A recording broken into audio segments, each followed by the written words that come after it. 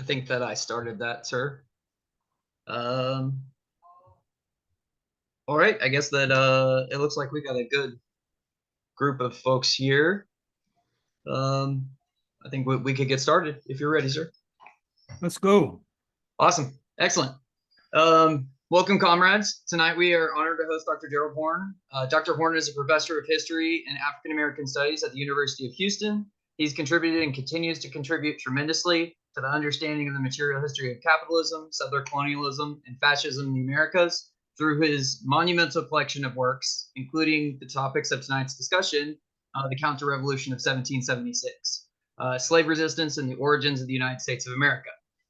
We are currently making our way through Wretched of the Earth. We are eager to apply Fanon's fundamental theories of decolonial Marxism to the struggle for national liberation here in the Americas. And we hope that through Dr. Horne's scholarship, exhaustive knowledge, and insightful analysis, we will be able to apply these essential tools for the Marxist movement of the 21st century. Thank you, Dr. Horne, for taking the time to be with us tonight and demystifying the supposedly righteous origins of the United States. And go ahead. Well, first of all, thank you for inviting me. Second of all, I think that it's well past time for those who consider themselves to be revolutionaries to be drawing reasonable inferences from contemporary developers. Now, I'm not even going to touch upon what I've been talking about quite a bit lately, which is that in the United States, we're in the foothills of fascism. And it's incumbent upon those who sympathize with that viewpoint to try to trace historically how we reached that point. And if you posit that there was a great leap forward for humanity in 1776 with the creation of the United States of America, it's similarly incumbent upon you to ascertain where did this project run off the rails?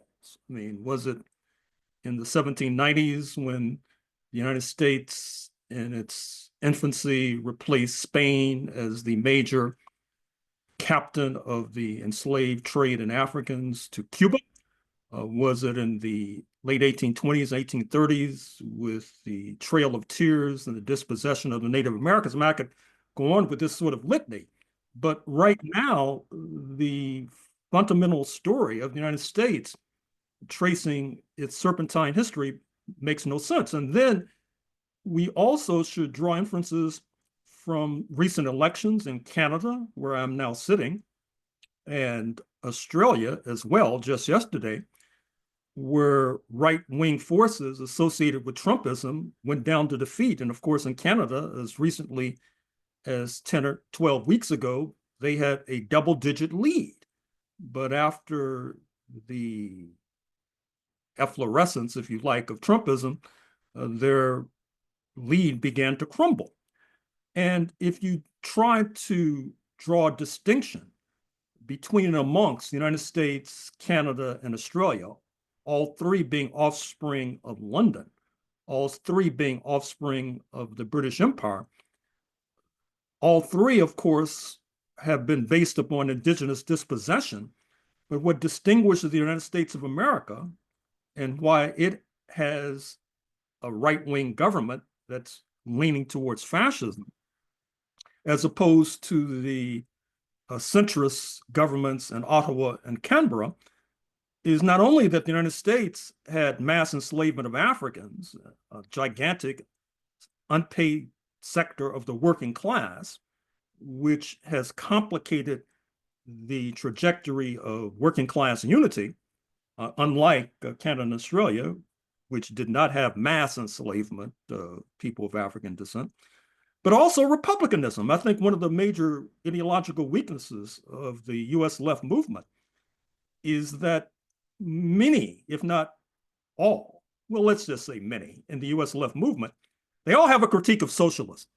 You can wake them up in the middle of the night and they'll start babbling about the real and imagined debilities of socialism, but they hardly have a mumbling word to say about republicanism. That is to say, anti-monarchy, the system that replaced the monarchy. And of course, King Charles III is still technically the head of state in Ottawa and in Canberra. And in fact, in Ottawa, we'll be giving the so-called throne speech in a few days outlining the priorities for the government. That's seen as a shot over the bow at Mr. Trump, who's talked about annexing Canada, as you know. But it doesn't take a genius to ascertain that republicanism US style basically replaced the so-called divine right of monarchs with a similar right of propertied men of European descent. And then with the Jacksonian era about 200 years ago, they expanded the remit, and that was called democracy, which allowed for them to claim the land of the Native Americans where they were ousted from the southeast quadrant of North America. So that's my introduction. Now, let me now trace the tricky road to 1776, starting not only with the freebooter Christopher Columbus in 1492, but a few decades later, these Protestant secession from the Catholic Church spearheaded by Martin Luther, which takes London by storm in the 1530s, as I talk about in my book on the 16th century. This had a lot to do with the monarchy claiming the vast properties of the Vatican, but that's another story for another day. But in any case, this unleashes a round robin of religious wars. The Protestants, or the scrappy underdogs, recall what happened in 1588 when the monarchy in London barely escaped being overthrown by the forces of His Catholic Majesty in Spain. And under the gun, the Protestant minority, that is to say, the Protestant underdogs, moved step by step from religion to race as a major marker of society.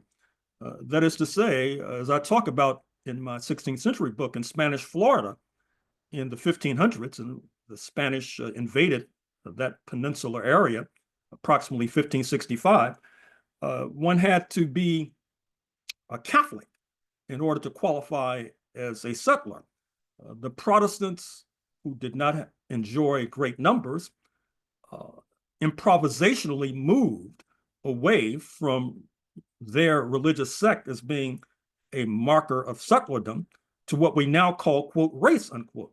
And so therefore, those with whom they had been warring in what is now Great Britain, English versus Irish, English versus Scots, English versus Welsh, and then, of course, moving further, British versus German, all of these different European ethnic groups are collapsed into this identity politics, to use a popular phrase of the US left, sadly enough, collapsed into the identity politics of whiteness, so to speak. Those who had been warring on the shores of Europe, including German versus Pole, Pole versus Russian, Serb versus Croat, Northern Italian versus Southern Italian, ultimately even Christian versus Jewish, believe it or not, which was thought to be well nigh eternal, with a maneuver that would make Madison Avenue blush. Once they crossed the Atlantic, they adopted this new political identity that was whiteness, which was, of course, essential in terms of subduing the indigenous population and ultimately enslaving the Africans. I should also mention, as I point out in the 16th century book, that the Muslims were co-opted. I think that the Ottoman Turks underestimated London, which is understandable, just like US imperialism underestimated China in the early 1970s to their dismay in the 21st century. And their religious comrades in Morocco, North Africa, were essential in terms of waging war on the Songhai Empire in today's Mali, which is in the news quite a bit today, which ricocheted and cascaded further south as far as today's Nigeria, softening up that part of West Africa for the unwashing African slave trade for the benefit of enslavers, oftentimes headquartered in London. By the 1670s, you had the Royal African Company under the thumb of the monarch that had a stranglehold as far as London was concerned over the African slave trade. But alas, the merchant class rebelled against the fact that the African slave trade was one of the most lucrative enterprises known to humankind, One could invest $1 in US terms and receive $1,700 return on investment. Of course, there are those today who would sell their firstborn for 1,700% profit, let alone some African they did not know. This inaugurates the so-called, or is it an appurtenance, I should say, of the so-called Glorious Revolution of 1688, whereby the merchant class, the rising capitalist class, was able to clip the wings on the monarch. And of course, King Charles III, even though he is one of the wealthiest people on planet Earth, does not exercise the kind of political power that his predecessors exercised. Although, keep an eye as we go forward in the 21st century on the ability of the monarch in London to manipulate his designated representative, speaking of the Governor General, who rules in his name in Ottawa, Canberra, and other former British dominions and colonies. And if history is any guide, can be manipulated in moments of stress. In any case, the Glorious Revolution, so-called, leads to the era of free trade in Africans, with the merchants descending upon West Africa, in particular with the maniacal energy of crazed bees, manacling and handcuffing every African in sight. The downside from their point of view, of course, the upside is that it produces significant profit, particularly with regard to sugar and the so-called sugar islands of the Caribbean, Jamaica and Barbados, for example. But it also has a circle devoid of virtue, in the sense that that enormous profit can be poured into a shipbuilding industry, which helps to build a working class, which can then transport more Africans across the Atlantic, and also transport settlers across the Atlantic to North America in particular.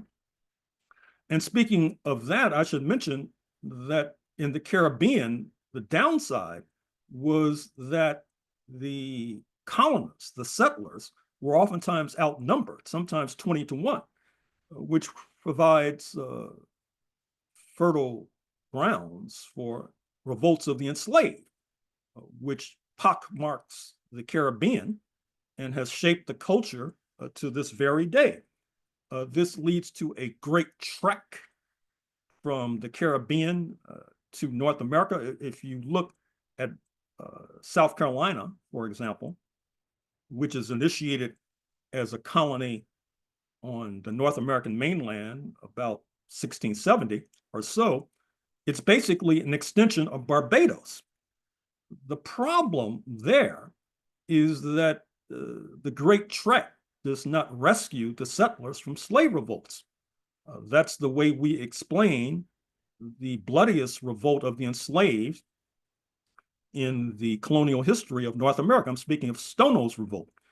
And I should say parenthetically that many of our previous analysts who have done enormous work and provided enormous insight into our history, I think they would have better served us today if they had theorized the enslaved Africans as being an unpaid sector of the working class and talked about their revolts in the context of class struggle.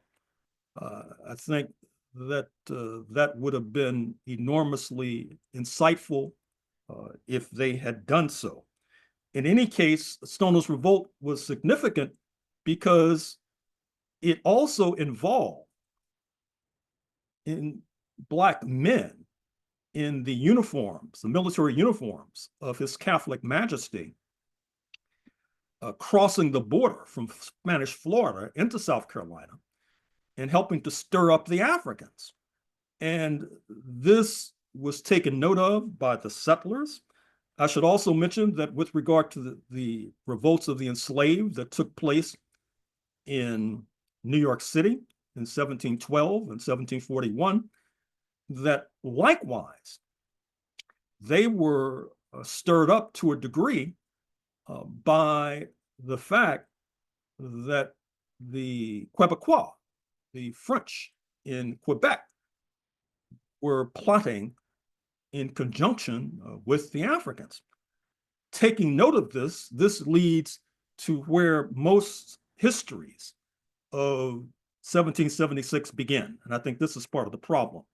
That is to say, they begin in the middle of the 18th century, which is like coming into a movie in the middle of the story and thinking that you've understood everything that transpired in the previous hour or so. That's why I began the story with Martin Luther in 1517. And of course, in my book on the 16th century, you'll note that I even go back to the Crusades and go back to the roots of anti-Jewish fervor or anti-Semitism, because those two are important chapters in helping us to comprehend racism, anti-Black racism in the first instance.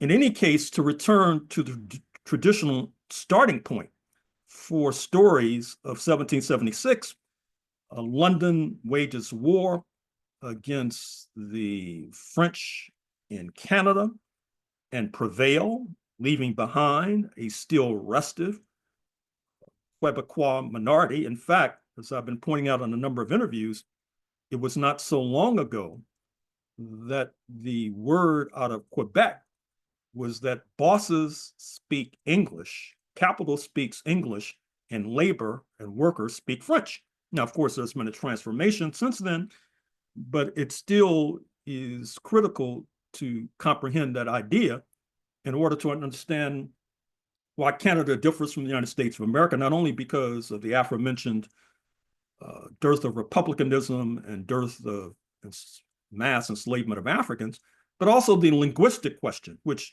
complexifies the trajectory of white supremacy when you have Quebecois being second-class citizens for so many decades. The Londoners, the British, also waged war against the Spanish in Florida, reference here, what I just said about their helping to stir up the Africans in South Carolina, and for a while take over Florida, and for a while take over Spanish Cuba as well. And then what happens is that London, perhaps tiring of expending blood and treasure to wage war against the indigenous, so that land speculators like George Washington, who you can see as a lateral descendant of the current real estate speculator who now occupies the White House, London decided that there would be a proclamation line. They were trying to make sure that the settlers would not continue to move further west, so that London would have to wage war against, obviously, highly competent soldiers of Native American nations. And so this did not go down very well amongst the settlers who had been profiting handsomely from real estate speculation.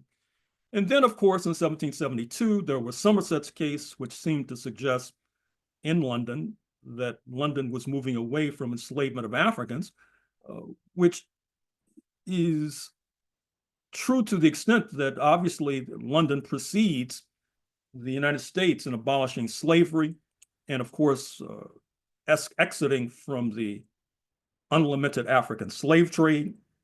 I should mention the movie Belle, B-E-L-L-E, starring the British South African actor Gugu Mbatha-Raw, which did quite well at the box office in the United States some years ago, and depicts Somerset's case. That's the backdrop of the case, because Lord Mansfield, who was the jurist in Somerset's case, had this so-called mixed race member of his family, and as the movie tells the story, and it's quite affecting, that helps to shape his judicial opinion.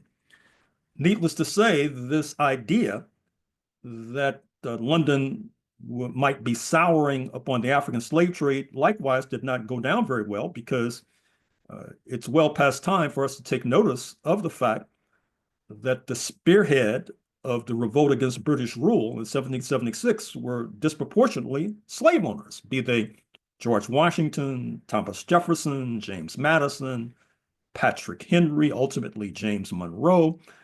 Of course, many of our friends on the left and their eagerness to sign on to the U.S. project dismiss class background as an irrelevant detail.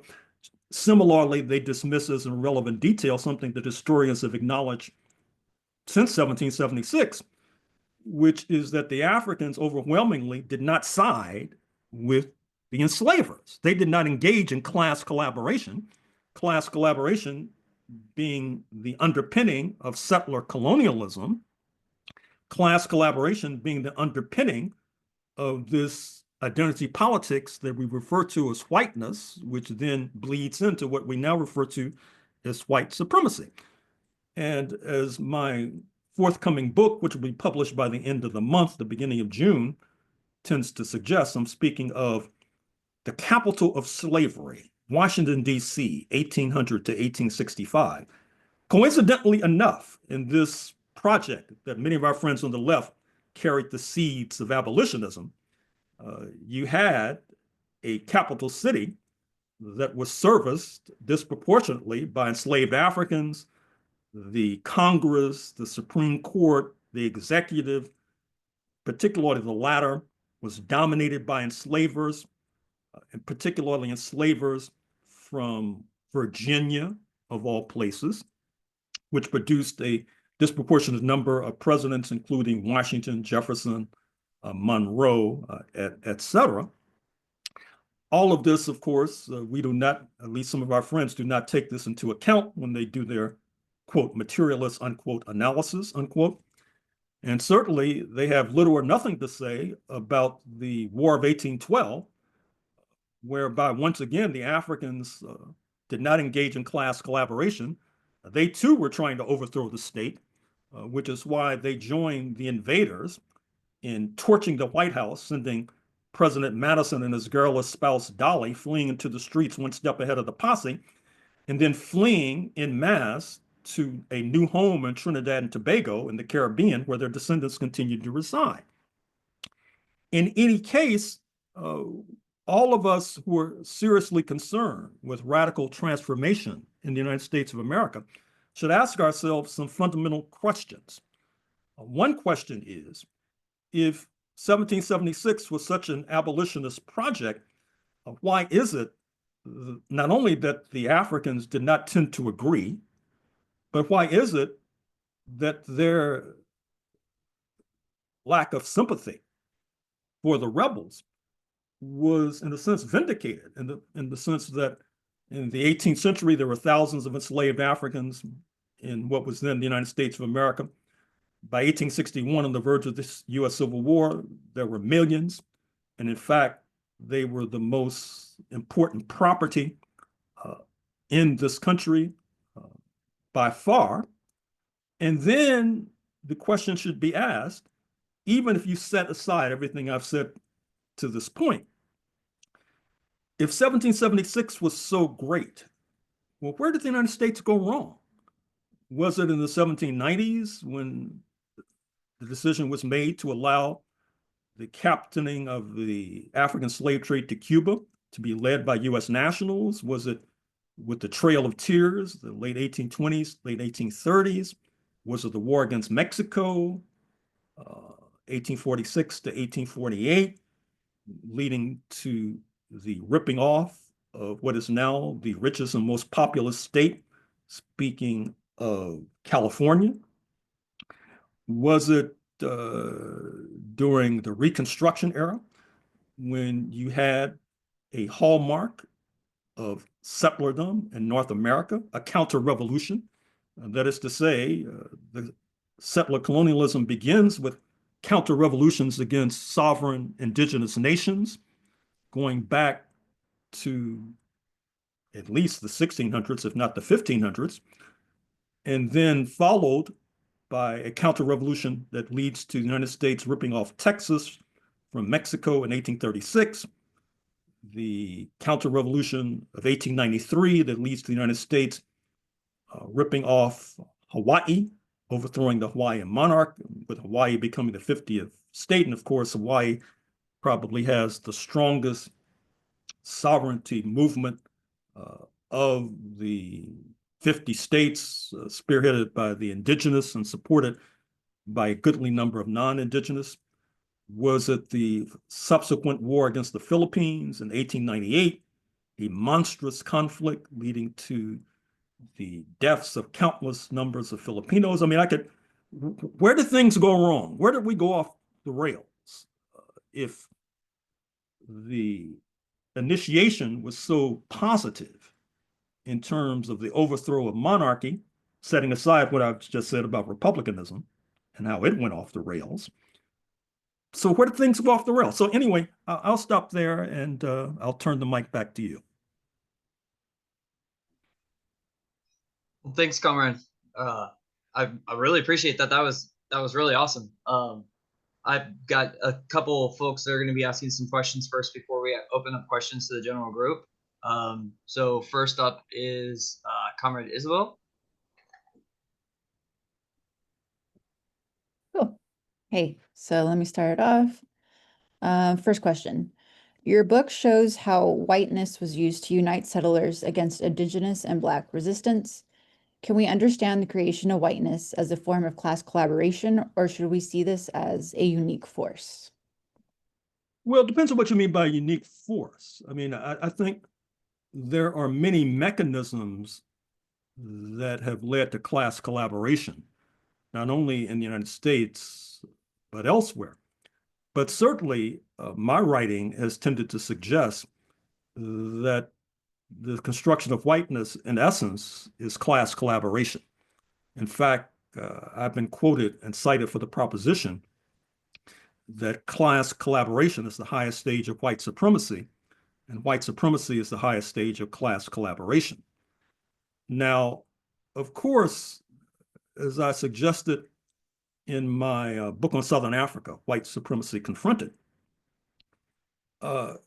class collaboration, interestingly enough, in the United States, has been executed, I would say, more smoothly than, in, for example, even in apartheid South Africa, for example.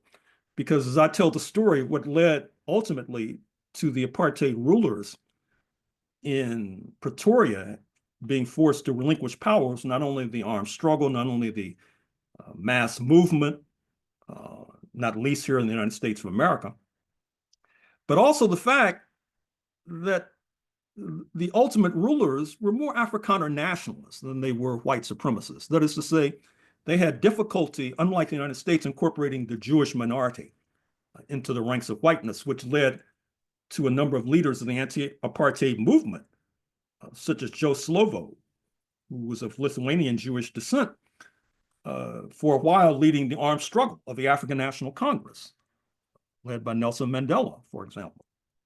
You had a number of Jewish South African comrades who felt that given the kind of anti-Jewish fervor that pockmarked South Africa, recall that even before apartheid being implanted in 1948, you had a strong Nazi movement in South Africa, which obviously was chilling not only to the Africans, but to their Jewish comrades. So one of the inferences you should draw from what I've been saying for the past half hour or so is that we really need more comparative analysis of the United States of America. I think that when you do a comparative analysis, comparing the United States to South Africa, to Canada, to Australia, I would also say Rhodesia, today's Zimbabwe, I would also say Kenya, I would also say the country we refer to as New Zealand, and of course, another settler state being Israel, that when we compare the United States to these other regimes, I think it helps to illuminate what's unique about the United States and what's not unique about the United States of America.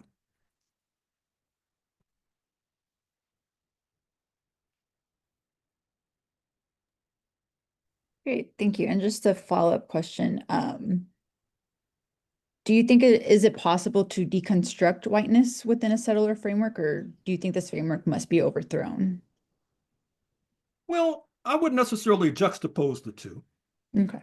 I mean, I think that in seeking the process of undermining white supremacy and ultimately undermining whiteness, you're deconstructing it. And I think that as I've told the story, at a certain point, you had this transition from religion to race to class as a major marker of society. And unfortunately, many of those who've come before us, who, as noted, have contributed mightily to our struggle, rest their souls, were not necessarily enlightening when it comes to analyzing the Haitian Revolution, 1791 to 1804, a successful revolt of the unpaid sector of the working class, preceding the socialist revolutions of the 20th century. And interestingly enough, that turned out to be a staggering blow against white supremacy, ultimately a staggering blow against whiteness. And I think as well that since you've raised the question, I should give a shout out and a salute to a number of scholars and activists who've been on the front lines, particularly those who have been characterized as white. I'm thinking of the late Noel Ignatieff and his book, How the Irish Became White, Karen Brodkin-Sachs, How the Jews Became White, David Roediger of the University of Kansas, who has a recent memoir out. Of course, his book, The Wages of Whiteness, was a contribution to that immense literature. There has been writings about how Iranians, when they come to the United States, many of them are constructed as white.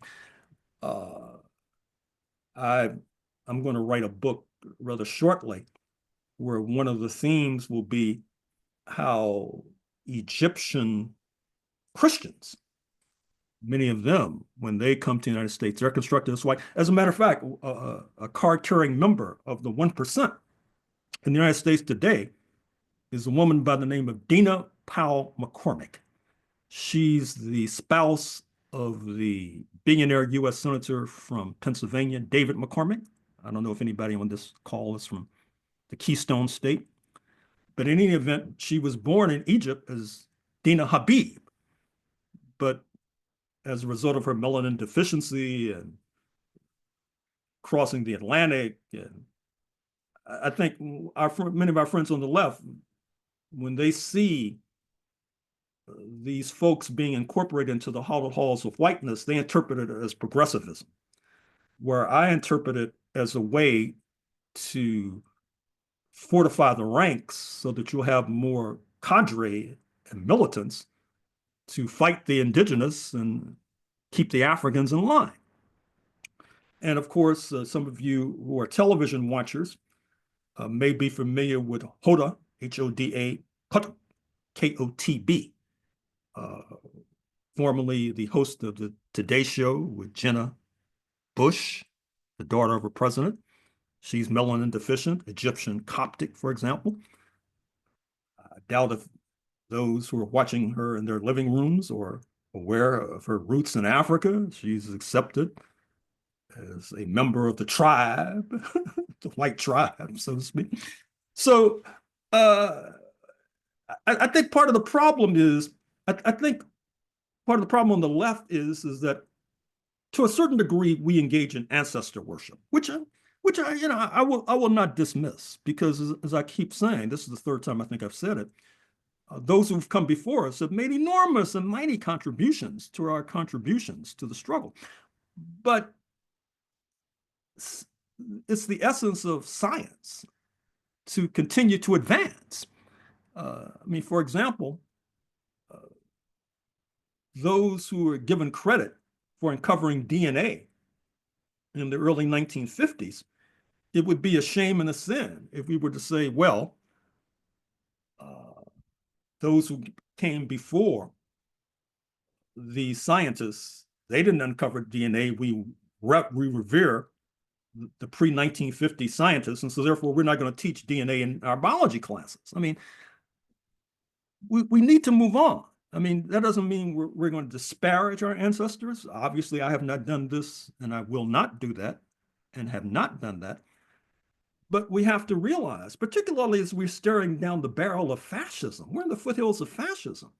So obviously we need deeper understandings so that we can craft an appropriate strategy to dig ourselves out of this deep hole in which we find ourselves.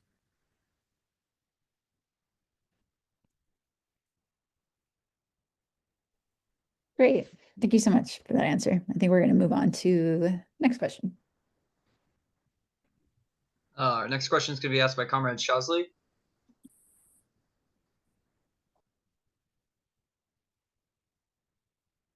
Your book, The Counter-Revolution of 1776, builds a strong argument that slavery and indigenous genocide were the material basis of capitalism in the US. How does that inform our understanding of the national struggle in today's organizing? Well, I think we need to acknowledge that at some point there's going to have to be a reckoning with the dispossession of the indigenous population, which has been the hallmark of settler colonialism and also has been the hallmark of capitalism. I have suggested that at some point, and obviously I'm afraid to say we're not close to that point as we speak, but at some point we're going to have Lancaster House talks in London. Recall in the war against settler colonialism and what was then Rhodesia, now Zimbabwe, that at a certain point, the settlers and those who were battling the settlers met in London, the original colonial power, to hash out a new dispensation. Now, supposedly that was going to lead to a return of the land. I think that we're going to have some sort of settlement with regard to land claims. The descendants of enslaved Africans have gone far down the road in terms of pressing claims for reparations to the descendants of enslaved Africans. And in fact, in September 2025, for those of you who are sufficiently compensated to think about travel, there's going to be an important meeting in Addis Ababa, Ethiopia, of the African Union, which is the body incorporating 50 plus sovereign African nations and the Caribbean community, which is, of course, incorporating Jamaica, Barbados, Trinidad, etc., with reparations being high on the agenda. Because, of course, both Africa and the Caribbean and African Americans are seeking reparations from the enslavers, which would mostly be from Western Europe, Britain, France, Spain, Portugal in the first instance, but not, for example, excluding Denmark, for example, which was quite active in the African slave trade. I have suggested, and I think that this is resonating, that Black Americans send a delegation to Ethiopia. I have suggested that our Palestinian friends also send a lobby to Addis Ababa as a way to forge solidarity with Africa, the Caribbean, and Black Americans. And perhaps a representative from your group should think about sending a representative as well. In other words, to the extent that capitalism was grounded in the free unpaid labor of Africans and the dispossession of the land of the indigenous, we all know retrospectively, if not contemporaneously, that the land of North America is quite rich in terms of agriculture. That's one of the reasons why the United States is an agricultural superpower, although it's wounding itself as we speak with this trade war against China, which will allow Brazil, another agricultural superpower, to supplant it. But we also know that this land is quite rich in terms of fossil fuels, is quite rich in terms of gold, as the California gold rush of the 1840s tended to suggest. And so it's highly appropriate for those who are sincerely interested in radical transformation to go back to the origin story of the United States and the origin story of capitalism itself, which again involves slave labor, mass dispossession of the indigenous and use that as part of our strategy in order to move forward. Now, I think I've responded to your question, but if not, please feel free to follow up.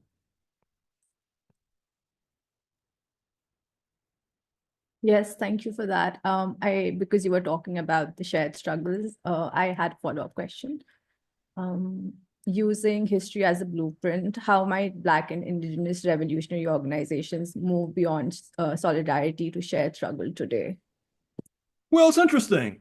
You know, as I said, I'm here in British Columbia, and I'm doing a book on cross-border struggles during the origins of settler colonialism in this part of North America in the 1840s and 1850s. As you may know, the state of Oregon, which is now considered one of the more progressive states of the United States of America, at its inception, they said no Black people allowed. Now, of course, some of our naive friends on the left, they say, aha, they're anti-slavery, they're progressive. No, they didn't want Black people here because they thought they would ally with the indigenous. The settlers here had a hell of a time subduing the indigenous population of the Pacific Northwest. In fact, I may even start the book by talking about the indigenous coming into what is now northern Washington state in dozens of canoes, armed to the teeth, in order to rout the settler population. I say that to say that there is a historic legacy of collaboration between the indigenous and the Africans. It reaches a kind of apex in the state of Florida. You're probably familiar with the Seminoles, who provided sanctuary to Africans fleeing enslavement. There was a de facto merger between the people we call the Seminoles, who were really, in the real sense, the offshoot of the people we call the Creeks. They fought 3 bloody wars with the settlers, including settler armies, 1819, 1820, 1835, 36, early 1850s. Ultimately, many of them were forced to move as Florida was cleansed ethnically, so to speak. But the legacy continues. And interestingly enough,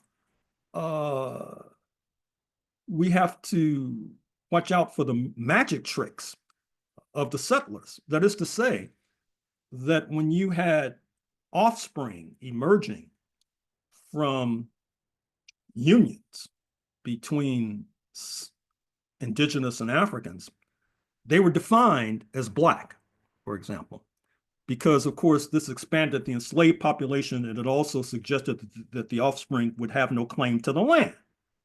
And so a significant percentage of those who are called Black in the United States are actually offspring of indigenous and Africans.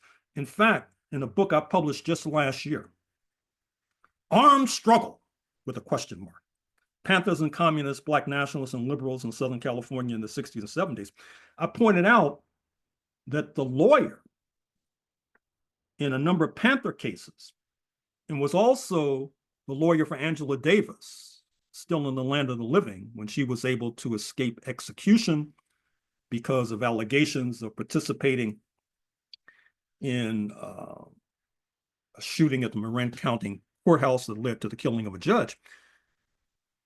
Her lawyer and the Panthers lawyer, Leo Branton, was actually the offspring of Choctaw and Africans. But of course, he's defined as Black for aforementioned reasons. And so I think that part of fortifying the joint struggles of Africans and indigenous and those who would like to ally with us is really having a bit of clarity in terms of how we've been defined, for example. Not to mention the fact that I'm coming to find that there is much more to the story, which will be revealed in my forthcoming book on the Pacific Northwest, already noted.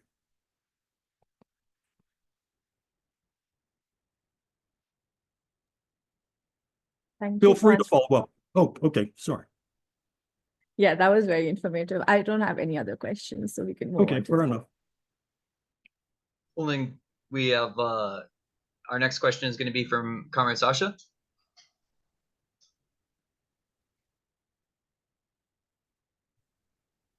Hello. Your text shows how the imperialist ruling class evolved the justification for the defense of capitalism from a religious basis under the Spanish to a racial basis under the English, which you mentioned earlier. How has the United States expanded this justification into modernity, and how does this influence the way we organize within or outside of the superstructure? Well, as I said, the United States, to a degree, has opened the doors of whiteness. As I said, Egyptian Coptics can be considered white. Ralph Nader's of Lebanese Christian descent. His roots are not Europe. He can be considered white, etc. Part of our approach, however, should be to explain that this was not some act of generosity, or least of all, act of progressivism, but it was a way to fortify the ranks in order to more readily confront the indigenous and the Africans. Now, refresh my recollection with regard to the second part of your question. How does this influence the way we organize?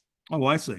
Well, I think, I mean, for example, as I've said for the third or fourth time, I'm here in British Columbia, and I have to say that I wish I could stay here longer, because when I first got here, I would go into stores and clerks would not follow me around. That's what happens in the United States if you're a Black person. You're seen as a potential criminal, which oftentimes transmutes you into an actual criminal when you're thrown to the ground, etc. And sometimes I wanted to go up to the clerks and say, hey, don't you know you're supposed to be following me around? What's wrong with you? But of course, what I was reacting to is that in this part of Canada, there was a mass enslavement of Africans. In fact, the founding father of British Columbia was a man of African descent, Sir James Douglas, whose name is festooned all over the place here. That, of course, is a reflection, I would argue, of the dearth of republicanism and the movement away from the divine right of monarchs to the divine right of men of European descent. And so I think that suggests to us that in terms of organizing, we should take note of the history of the United States and recognize that it's not something mystical or magical that leads to Black people being oftentimes in the vanguard of republicanism, in the vanguard of fighting against US imperialism, as happened during the Vietnam War, recently marking the 50th anniversary, April 30th, 1975, the ignominious retreat of US forces, or the rise of the Black Panther Party, the rise of the anti-war movement during that time, as represented by Muhammad Ali, the great boxer, with regard to more sympathy for unionism in the Black community, which is an outgrowth of being descendants of an unpaid sector of the working class. So that is an aspect of how we should approach our struggle today, to avoid dismissing Black politics with barely concealed contempt as identity politics, which is quite prevalent, I'm afraid to say, on the left, which is one of the reasons we're staring down the barrel of fascism, because they don't understand the ABCs, the terrain on which they're struggling. And I think that as well, this would remind us of the historical struggles, which is that when slavery, another oppressive system that went hand in hand with capitalism, was finally overthrown, it was not only because of struggles of Black people and their allies, like the late great John Brown, whose raid on Harper's Ferry, Virginia in 1859 opens my forthcoming book, The Capital of Slavery. But it's also because of the fact that the Haitian Revolution had enormous impact on anti-slavery. And I dare say that as we go forward in the 21st century, we will have to increasingly internationalize our struggles.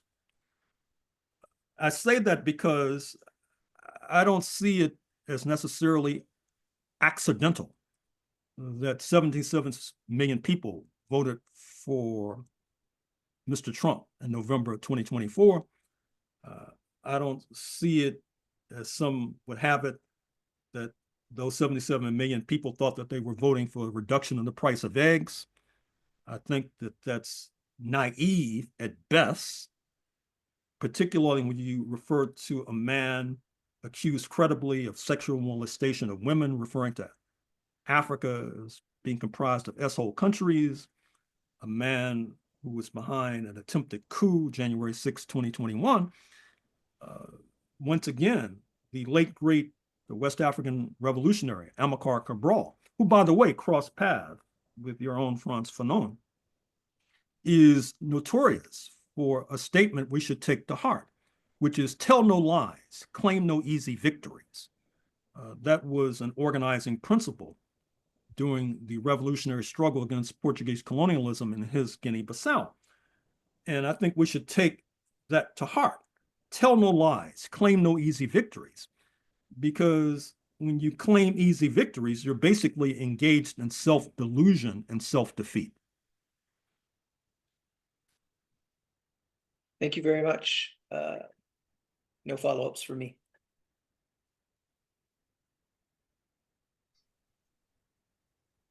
Awesome.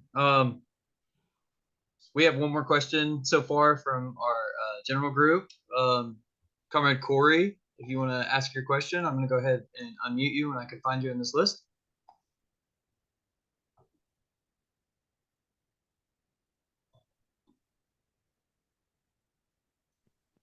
Go ahead, comrade. Sorry, mine actually got answered during Dr. Horne's answering of Comrade Sasha's question. Oh, excellent. So I will give the floor back.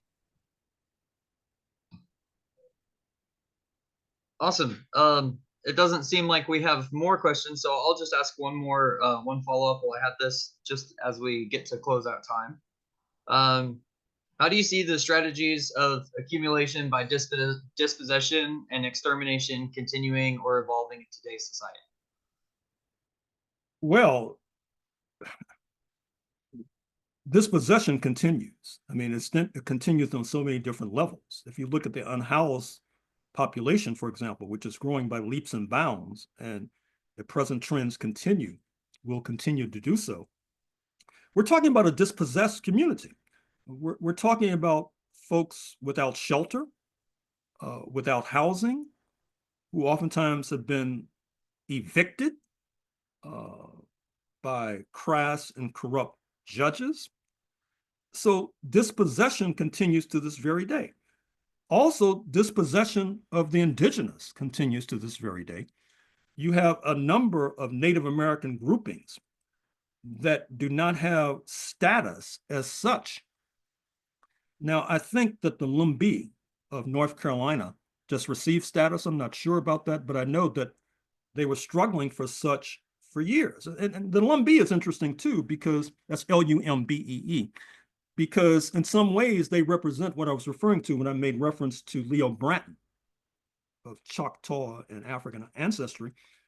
The coach of the University of Houston basketball team is also of Lumbee descent, but since he's melanin rich, he's defined as Black, for example, which means in US lingo that therefore he has no claim to the land. But I guess if you turn the coin over, perhaps he could press for reparations from because of being part of this besieged Black population. So dispossession continues with regard to Hawaii, for example. where there's a righteous struggle taking place to reclaim land taken by settlers who began descending in droves on the archipelago in about 200 years ago. As was said at the time, the missionaries, the advance guard, they came with the Bible, and the indigenous had the land, but it was not long before the descendants of the missionaries had the land and the indigenous had the Bible.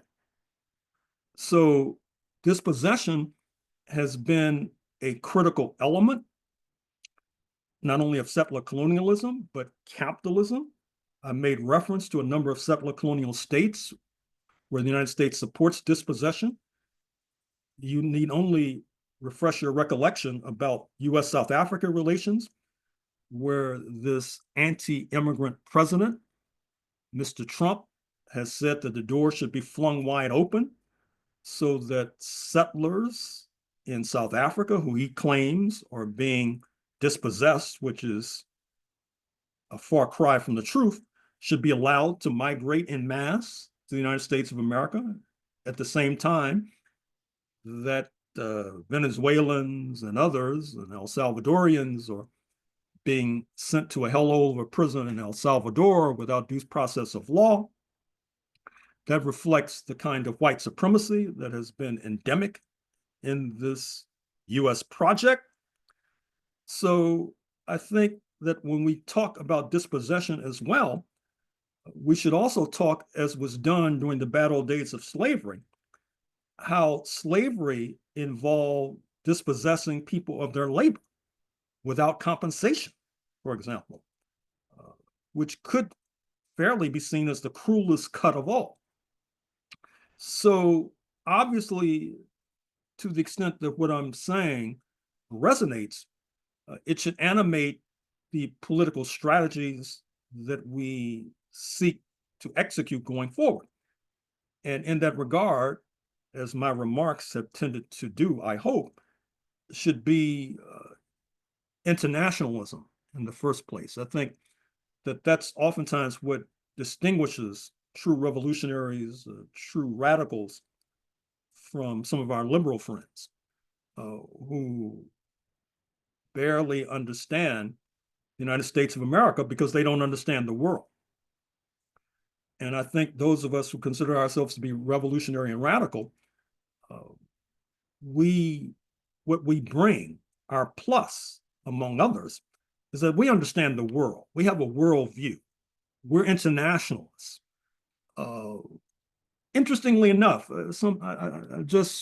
you're probably familiar with Foreign Affairs, which is the publication of the Council on Foreign Relations, which is a ruling class think tank. They're very upset with Mr. Trump right now because of this trade war and what it portends. And so in the current issue, you can find it online.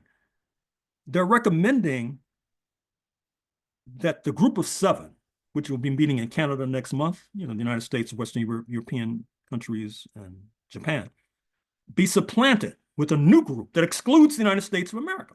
So basically what they're saying is that in their struggle as they see it, they want international coalition against Trumpism. Now, when socialists had been clamoring and have been clamoring for international coalitions, we said, oh, you're traitors. Can't you organize sufficiently in this country? Why you got to go outside the borders? Now the ruling class, at least a wing of the ruling class, is saying that they need to go outside of the borders of the United States in order to bring Trumpism to heel. I mean, there's a lesson that all of us can glean and can learn from in analyzing this phenomenon.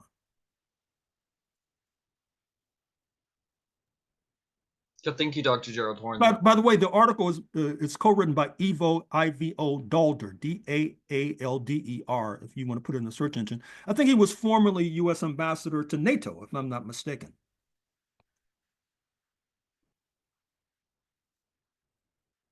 Well, I want to be cognizant of your time. You gave us about an hour.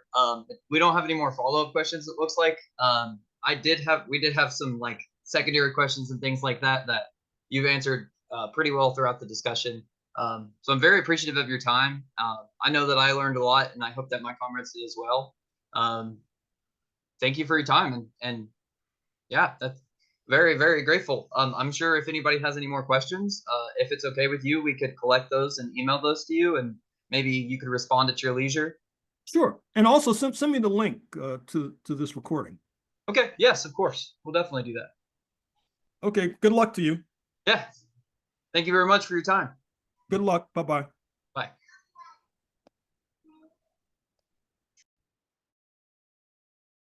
Right.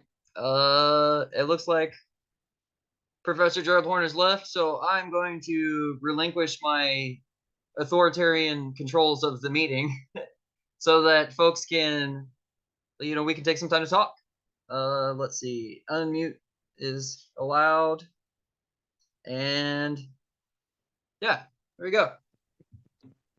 So comrades, yeah, I guess we could follow general discussion guidelines. If anybody would like to start off, raise your hand with anything present that you thought Dr. Gerald Horne said.